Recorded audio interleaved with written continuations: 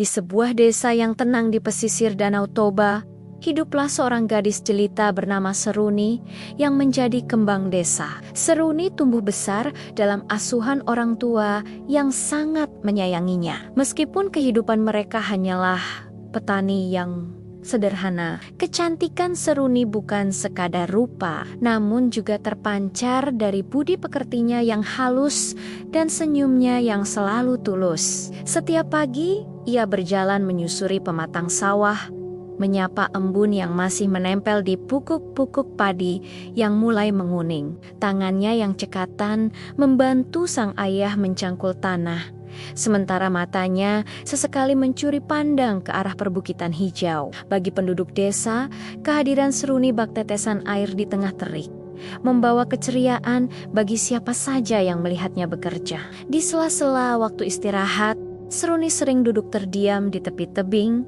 membiarkan angin danau membelai rambut hitamnya yang panjang. Ia merasa Danau Toba adalah sahabat setianya, tempat ia bisa membisikkan doa-doa kecil tentang masa depan dan kebahagiaan keluarga. Di hati Seruni telah terukir satu nama pemuda idaman, yakni Sidoli, seorang pengembara yang memiliki janji setia padanya. Hubungan mereka begitu indah, dipenuhi dengan janji-janji suci di bawah pohon rindang sambil menatap pria air danau yang tenang. Suatu hari, Sidoli menghampiri Seruni dengan wajah berat. Ia harus pergi merantau demi mengumpulkan mahar untuk meminang sang kekasih. "Seruni, aku akan pergi ke tanah seberang. Tunggulah aku kembali dengan membawa kemenangan untuk menyatukan cinta kita dalam pelaminan." Dengan mata berkaca-kaca, Seruni menggenggam tangan Sidoli. "Pergilah bang, aku akan menjaga hati ini hanya untukmu hingga maut memisahkan."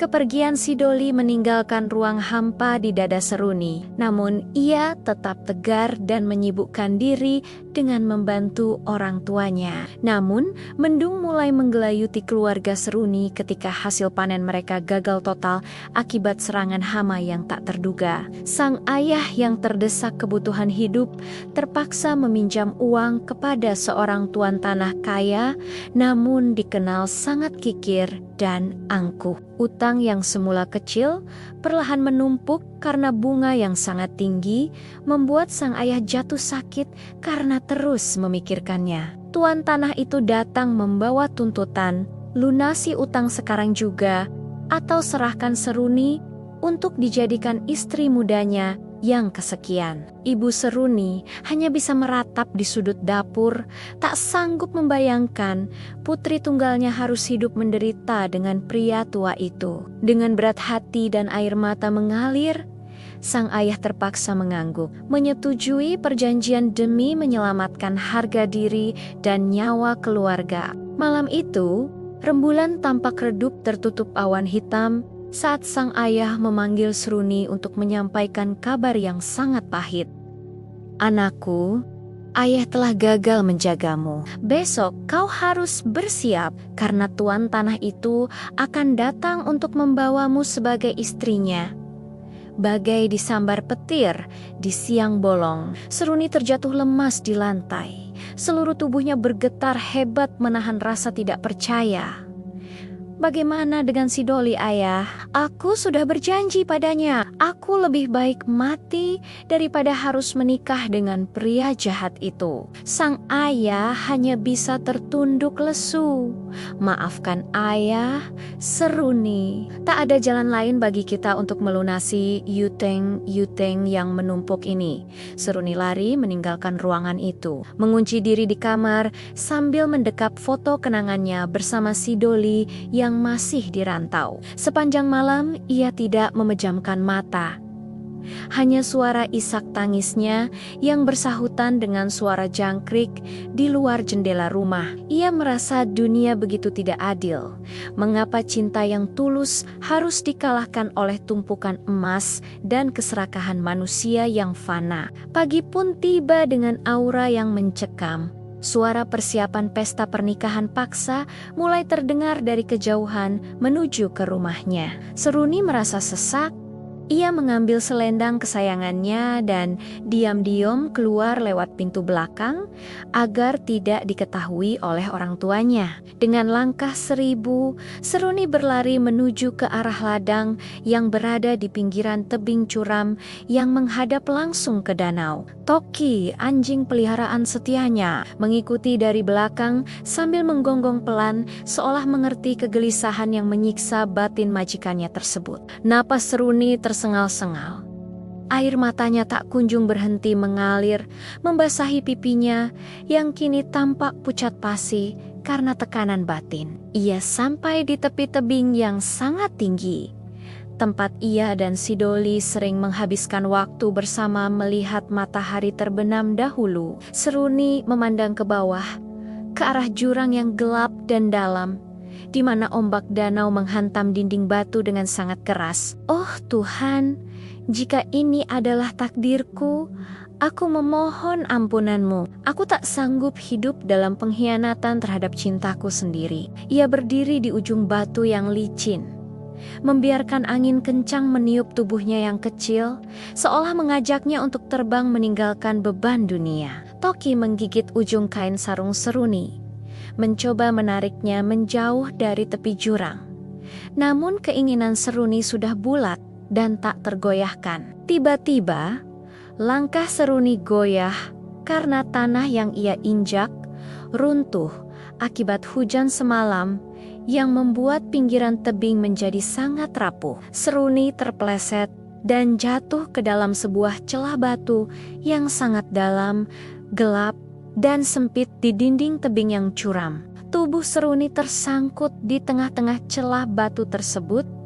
Ia tidak jatuh ke air, namun juga tidak bisa bergerak sedikit pun. Kegelapan menyelimutinya, hanya ada bau tanah dan lembabnya dinding batu yang mulai terasa menghimpit dada dan pernapasan gadis malang itu. Ia mencoba menggapai apa saja, namun tangannya hanya menyentuh dinding batu yang kasar dan tajam, melukai jemarinya hingga berdarah-darah. "Tolong, siapapun tolong aku," teriak Seruni. Namun suaranya hanya memantul di dalam lubang dan tidak terdengar sampai ke atas. Di atas sana, Toki terus berputar-putar di mulut lubang, menggonggong sekeras mungkin, berharap ada orang desa yang mendengar suaranya itu. Seruni mulai merasa lemas, rasa takut akan kegelapan bercampur dengan keputusasaan yang membuatnya ingin segera mengakhiri semua penderitaan ini. Ia merasa sioliala dinding batu itu bergerak, perlahan-lahan mendekat dan mencoba menjepit tubuhnya yang sudah tidak berdaya lagi. Dalam keadaan setengah sadar, Seruni mulai meracau, menyebut nama Sidoli dan orang tuanya dengan nada yang penuh dengan kepedihan. Ia merasa ini adalah hukuman bagi dirinya, namun di sisi lain ia merasa inilah cara alam untuk melindunginya dari pernikahan paksa. Dengan sisa tenaga yang ada, ia berteriak dengan kota-kota yang aneh. "Parapat, parapat batu, parapatlah wahai dinding batu yang dingin." Di rumah, orang tua Seruni panik karena tidak menemukan putri mereka di kamar. Sementara tamu undangan sudah mulai berdatangan. Sang ayah berlari ke ladang diikuti beberapa warga, mengikuti insting dan juga suara gonggongan Toki yang terdengar sangat tidak biasa. Mereka sampai di tepi tebing dan melihat Toki yang nampak sangat gelisah di depan sebuah lubang gelap yang baru saja terbuka. Sang ayah berlutut di bibir lubang.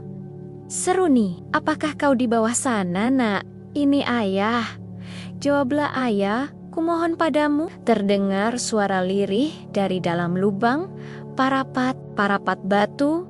Suara itu terdengar seperti bisikan yang penuh dengan aura magis. Warga desa segera mengambil obor dan tali yang panjang, berusaha menurunkan salah satu pemuda yang paling berani untuk masuk ke bawah. Namun, setiap kali mereka mencoba masuk, hembusan angin aneh keluar dari lubang itu memadamkan api obor dan membuat warga ketakutan. Dinding lubang itu tampak bergetar, seolah-olah ada kekuatan besar dari dalam bumi yang sedang bekerja menggerakkan bebatuan besar tersebut.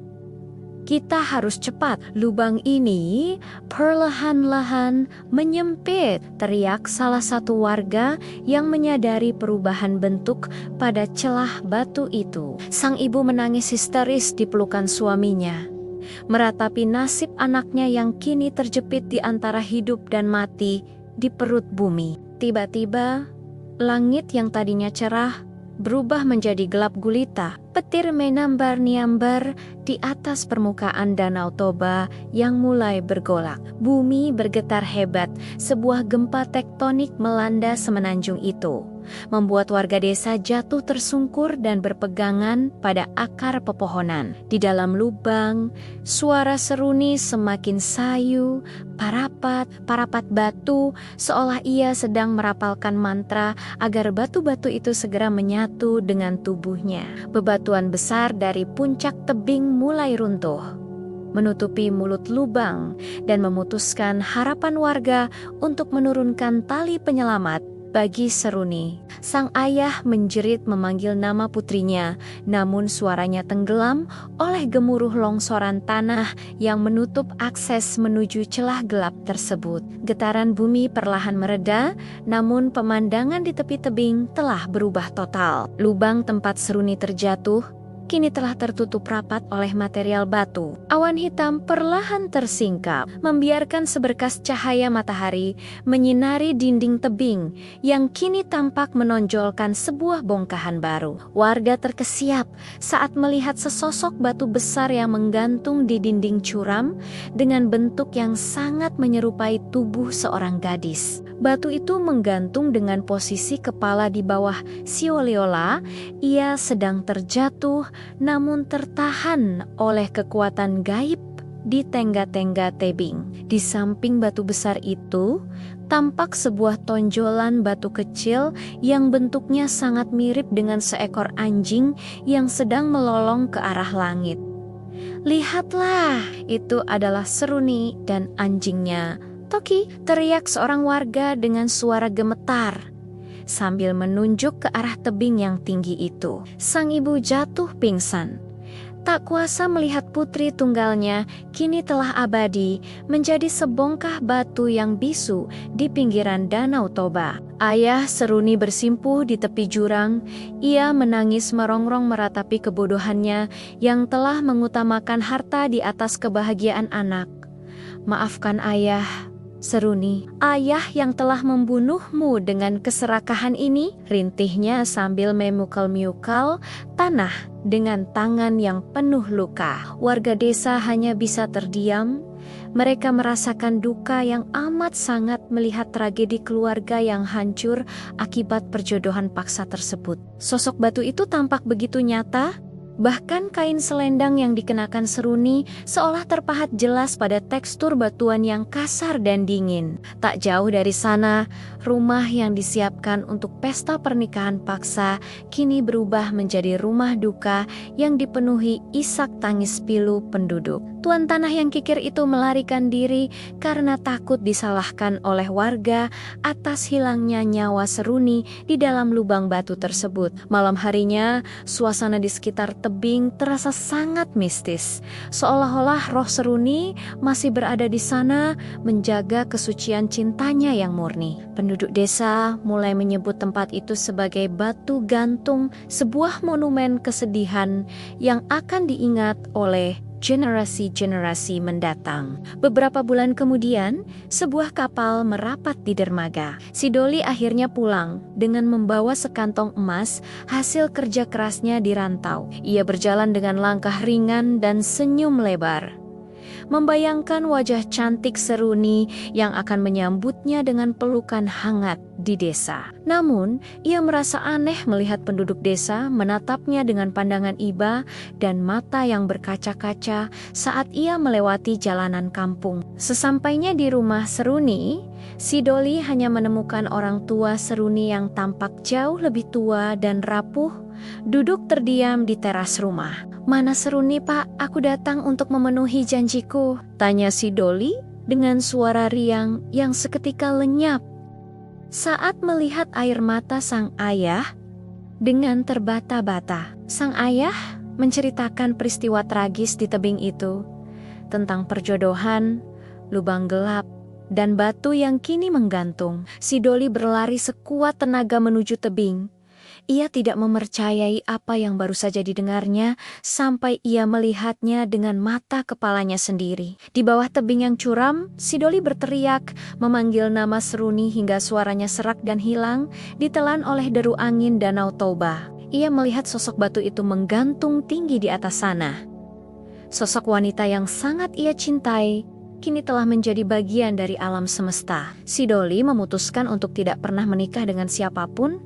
Ia memilih tinggal di dekat tebing itu demi menjaga Seruni sepanjang sisa hidupnya. Seiring berjalannya waktu, kata-kata terakhir Seruni, yaitu Parapat atau merapatlah, mulai digunakan warga untuk menamai daerah tersebut. Nama Parapat kini menjadi sebuah kota wisata yang sangat terkenal di Sumatera Utara, tempat persinggahan utama bagi para pelancong Danau Toba. Kisah batu gantung menjadi pelajaran berharga bagi setiap orang tua agar tidak pernah memaksakan kehendak yang melukai hati anak-anak mereka. Wisatawan yang berkunjung seringkali merasa merinding saat melihat ke arah tebing, merasakan aura kesedihan yang masih tertinggal di sana. Konon, jika seseorang berteriak dengan kasar di sekitar tebing, maka Danau Toba akan segera bergejolak, menunjukkan kemarahan sang penunggu tebing. Batu gantung tetap kokoh berdiri,